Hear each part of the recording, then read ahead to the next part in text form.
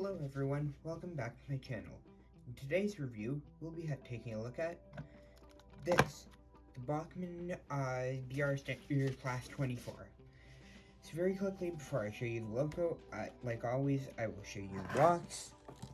As you can see here, it just comes in the standard modern packaging from Bachmann. If I show you the end of the box, this is the version I have. It is 32-430A. It is a Class 24 diesel, and it is in BR plain green.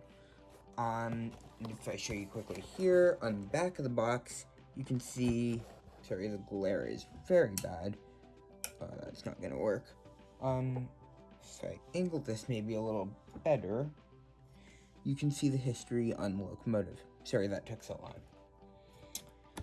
And very quickly as well, I want to show you the instructions. This is an older locomotive, so it comes with Bachmann's older instructions. If I just get my camera out, move my camera a bit, you can see it tells you how to fit accessories. It tells you about how to fit head code discs.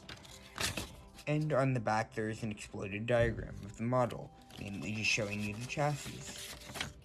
So as you can see here, the logo looks pretty good. I will say this is not the newest version of Bachmann's Class 24. It's not the oldest either. This one's at least DCC ready and it has lighting. Bachmann have made a newer tooled Class 24 that's much more detailed, and a company called Sutton Locomotive Works has also made a newer, more detailed Class 24 as well. That being said, the reason I am reviewing this anyway is because I recently bought this off of eBay secondhand for a really good price. And I want to show you that secondhand models and older models can still be worth buying, and even if they aren't newest models, sometimes they can still be very well detailed and run amazing.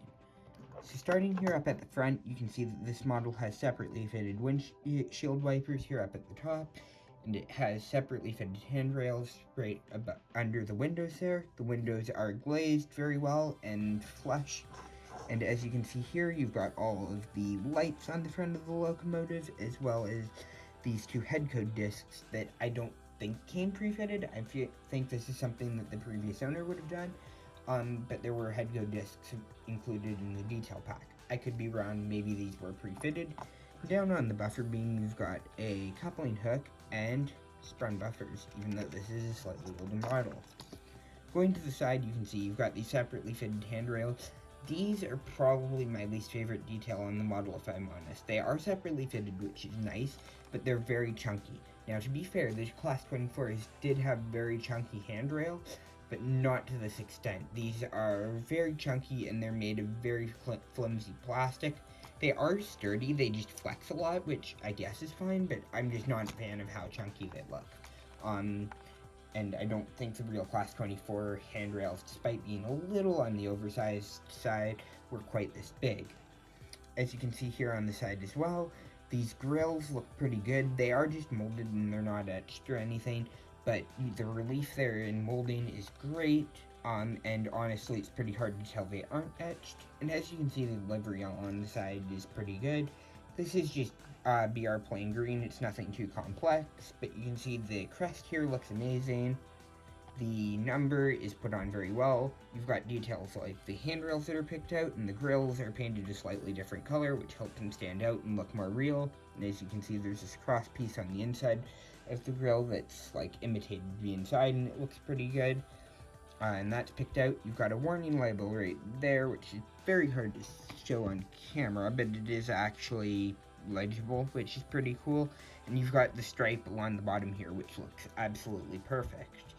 As you can see as well here, moving down to the bogies here look great, the molding is great, and these ladders are separately fitted, and I think there's one or two other separately fitted parts on here. But like if you look in these gaps here, you can see the springs behind there. They're very well detailed. Moving, the other end's basically the same, so I'm not going to show you that. Moving to the roof, you can see that there is lots of molded detail on here, including these vents, which look pretty good. And there's all sorts of hatches and stuff that are pretty well molded as well. And there's also a fan inside here, this grill here, which is actually an extra grill. And if I blow it, you might be able to see there that that fan is actually a separately fitted fan in spin, which is pretty cool. And one last detail here, if you look in the cab in this end, you can see there are crew figures that are pre-fitted inside there. That's not something the previous owner added. I did check, and that's something that the model actually came with from the factory. I don't know how well I can show this, but there is a cab interior there. Nothing is painted in it, but it's got all the molded detail, and if you really wanted to, you could pick it out yourself without too much trouble. So yeah, as you can see, the detail on this model is very good despite it being an older model. I believe this body dates back to the early 2000s. The chassis does to an extent as well, but the electronics on it have been updated more, and obviously the livery is better than it would have been originally, and I'm guessing some of the detail is maybe a little better. But this version, even so, would have come out in, I'd say, the late 2000s or so, and to say that, this is pretty darn good. The chassis for this as well, I'll just talk about it while we're at it, is great as well. It's got a 21 pin DCC socket. You'll see down on the tracks these lights do actually work. It's got a 5-pole motor with dual flywheels, proper bearings on the wheel sets, all-wheel drive, all that sort of stuff. So yeah, it's a pretty good model, and as you'll see in a second when I get this down on the layout, it runs incredibly well. So yeah, let's move down to the layout. As you can see down on the track, the loco is a very smooth runner.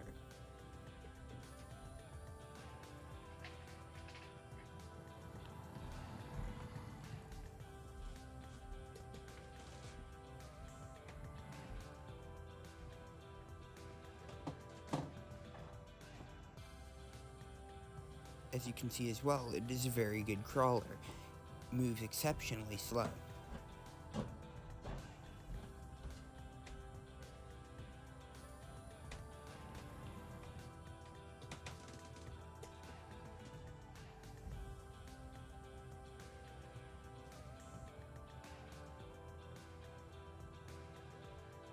I've found that the loco is a little bit prone to stalling, despite it having 4 wheels per rail picking up.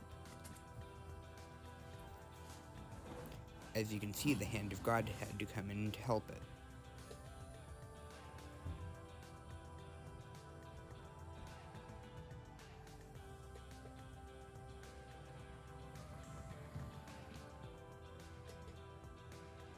Here it is running at slightly higher speeds. As you can see, it is very smooth at these speeds as well.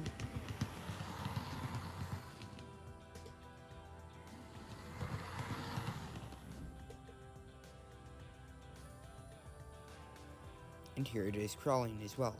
Hopefully in these shots as well you can see the working directional lighting. As you can see, there are 2 headlights that light up going forward and 2 tail lights in reverse. The head code discs do also block out 2 headlights that would normally operate going forward, so when you buy this model new, you would actually have 4 headlights going forward. After having it run back and forth, I set the loco up with some Mark 1 coaches.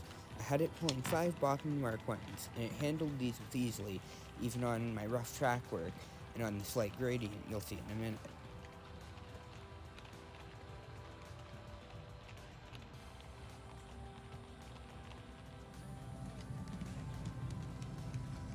This is a section of track I'm talking about here that isn't perfectly even. It is on a slight slope, but as you can see, the loco has no problem pulling these 5 coaches up this gradient, something a lot of other locomotives struggle to do.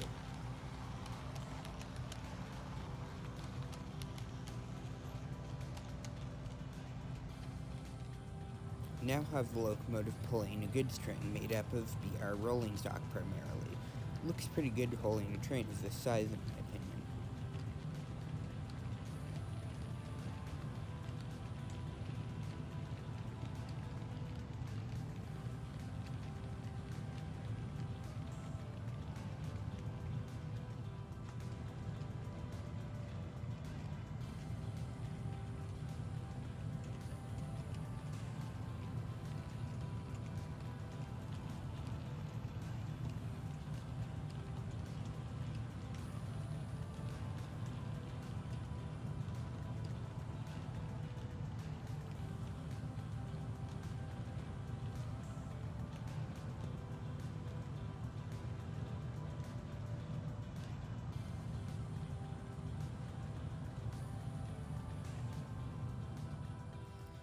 now have the local pulling some coaches, just 2 suburban coaches, which I think it looks good pulling.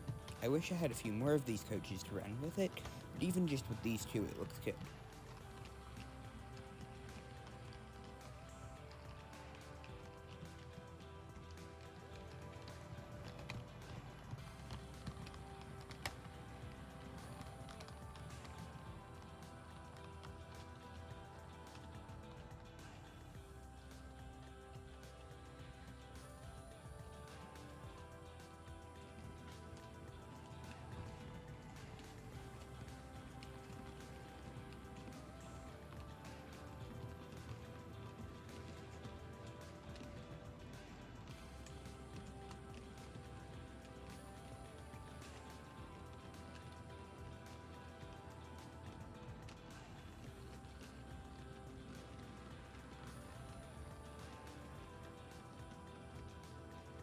Overall then, what are my thoughts on Bachmann's older tooling Class 24? In my opinion, this model has aged pretty well, and while some things like the chunky handrails don't look exactly great, the rest of the model is still fairly well detailed and looks the part, even next to newer models.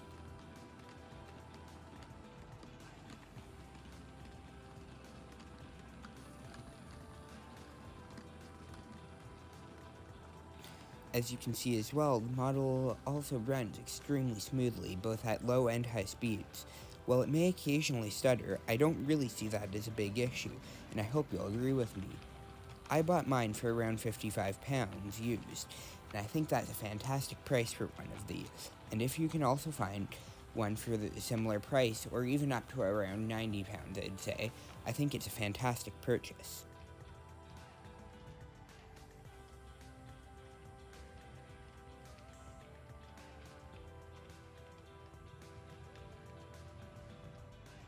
That's going to be it for today's review though, so thank you for watching, I hope you have enjoyed, and I'll see you in the next video. Bye!